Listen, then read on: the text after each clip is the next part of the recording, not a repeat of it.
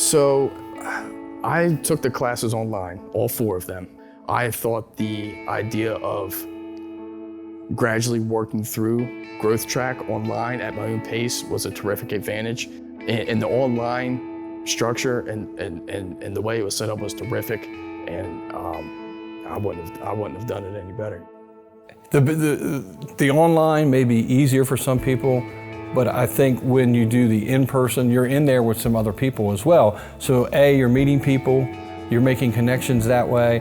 And it was funny though, because we never had the same, we had 2 people that were the same every Sunday. So you met different people, you had different people instructing, so you met different people in the church, and they would give you their experiences just like we're doing now. That, hey, my recommendation is anybody comes in to do this. Now, we talked at small group last night.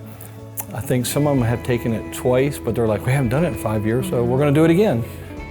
Well, after looking at it online, I seen it or whatever, I was like, okay, this is helpful because, like I said, I've been in church my whole life, but it's still some things that I don't know, and it's still some things that I am growing in.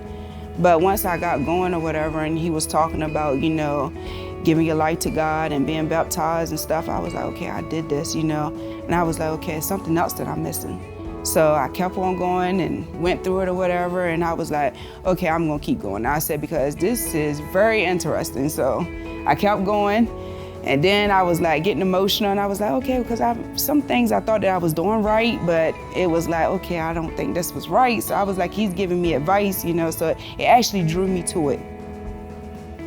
I got so much honestly, out of the whole Growth Track. Right from the get-go, it was a refresher, because being a Christian my whole life, I know what I need to be doing. But when you slip away, it's easier to, when you stop reading your Bible every single day, it's easier to the next day to not, you just forget, and then you forget, and so it just got me back on track and absolutely reminded me that I need to be serving. My biggest takeaway was that I was not serving. I was serving my family and my spouse, but I was not serving God and my church family in any capacity.